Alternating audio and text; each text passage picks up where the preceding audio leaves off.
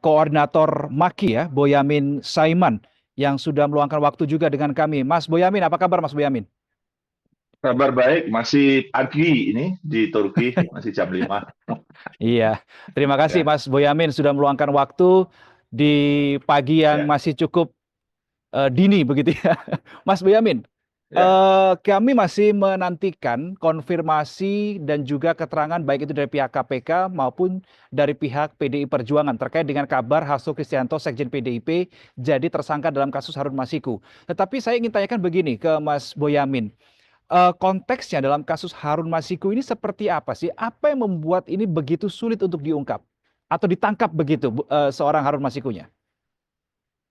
Ya, harus diingat sebenarnya saya Februari 2020 itu sudah pra peradilan atas tidak diikutkannya Hasto Kristianto bagian dari Mhm, Harun Masiku gitu. Waktu itu sudah begitu gitu. mhm, Materinya sama aja dengan yang sekarang sebenarnya itu sebenarnya saya melihatnya memang ini politis menjadi sesuatu yang memang menjadi tarik ulur gitu. Jadi ini yang menurut saya sih saya tidak nyaman terus terang aja dengan yang sekarang. Saya juga sudah nuntut Februari 2020 kok waktu itu pra peradilan.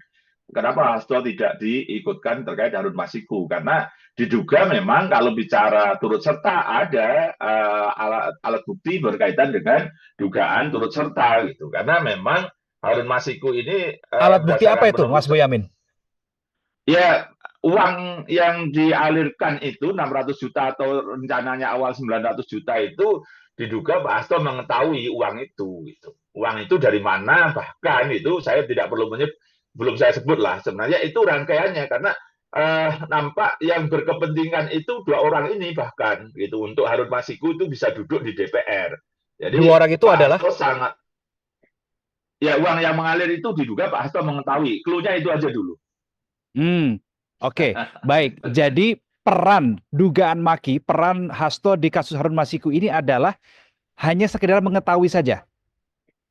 Ya lebih jauh Tid- itu sebenarnya ada gitu kan clue-nya mengetahui gitu jadi ini clue yang lain apa sorry Harun Masiku itu clue-nya diduga tidak punya duit gitu loh karena setahu saya Hmm, dia kampanye aja saluran kemana-mana nggak dapet itu terus kemudian sebagai lawyer dia juga tidak laris bahkan beberapa case itu bahkan gagal gitu jadi ya nggak banyak yang dia punya duitnya begitu jadi ini dua clue ini coba disambungkan gitu tapi jangan terlalu jauh tapi sebenarnya begitu justru waktu itu kalau memang ini rangkaiannya hanya Harun Masiku ya ini ditangkap dulu Harun Masikunya gitu sebenarnya kan akhirnya kemudian saya habis itu dua kali mengajukan gugatan pra peradilan. Yang kedua besok tanggal 30 sidang pertama meminta KPK melakukan sidang in absentia terhadap Harun Masiku.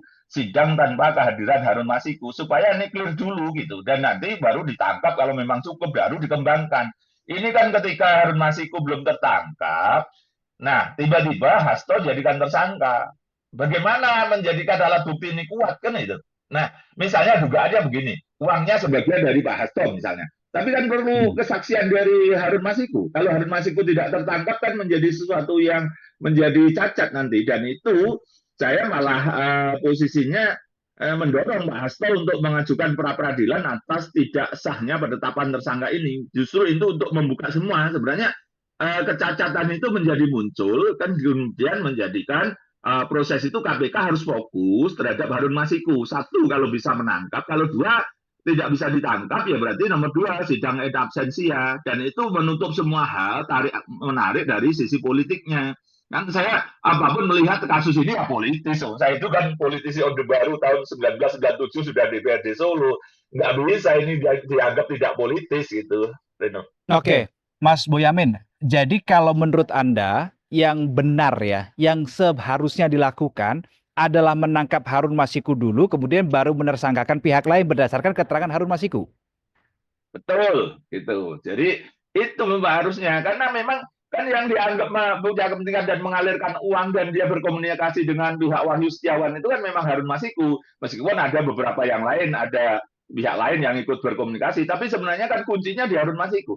Kalau tidak bisa ditangkap, saya berikan solusi, sidangkan in absentia. Itu loh, baru nanti pihak-pihak lain itu bisa diklarifikasi di depan persidangan, di depan hakim, sehingga bisa saling beradu argumen.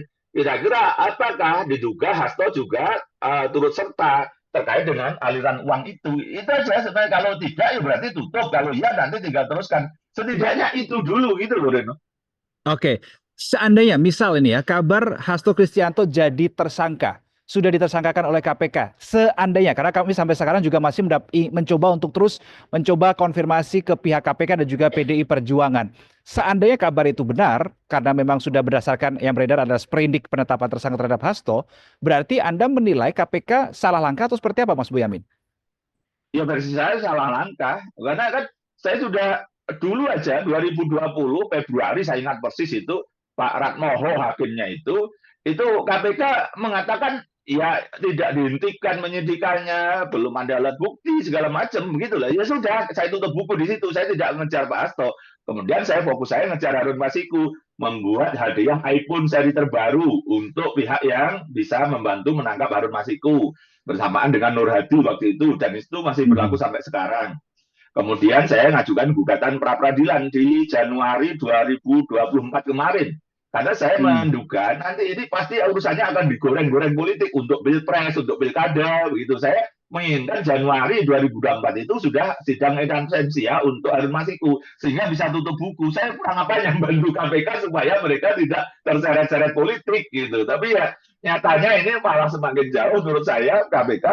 Hukumnya memang ada bisa jadi memang, tapi politiknya menjadi lebih kentara dan itu merugikan KPK, merugikan pemberantasan korupsi dan juga merugikan Republik Indonesia gitu, yang tidak disadari KPK. Gitu. Menurut saya begitu, tidak taktis saja langkahnya gitu. Masih Reno.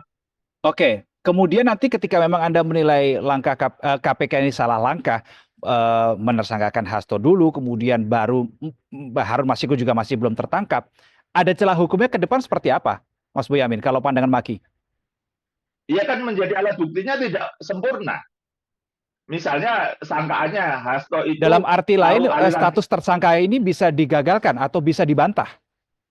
Iya, nanti dalam pra peradilan aja bisa ini, karena menjadi alat Hmm. buktinya tidak cukup gitu. Yang kan alat bukti memang macam-macam, ada 5 di situ gitu. Tapi alat Hmm. bukti yang terkait dengan Harun Masikunya kan terputus gitu loh. Jadi ini bisa menjadikan pra peradilan aja bisa dikabulkan tidak sahnya penetapan tersangka gitu. Jadi ini apakah ini KPK test case daripada dorong sana, dorong sini segala macam, maka akhirnya ya udahlah penetapan tersangka. Nanti kalau pra peradilannya dikabulkan ya sudah nanti apa dilanjutkan ke Harun Masiku lagi misalnya begitu.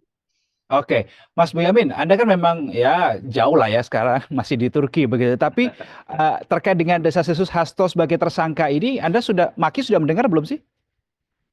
Minggu yang lalu aja udah dengar sebelum saya berangkat Hmm. itu isu desas-desus Hasto Kristianto akan tersangka pekan ini gitu. Awal pekan sudah muncul gitu. Aduh, berarti Oke. kan saya ada yang menginformasikan teman-teman wartawan senior juga ada gitu, ada yang lain begitu sudah dengar itu. Jadi saya sebenarnya makanya pada posisi itu untuk mencegah itu saya gugat pra peradilan sebenarnya dengan sidang in absentia atau sidang tanpa kehadiran Harun Masiku itu dulu supaya saya mengawal KPK itu benar gitu. Tapi nampaknya tetap tidak sabaran kemudian ya udah kita hormati kita tunggu nanti saya dorong Pak Hasto untuk pra peradilan itu aja. Oke.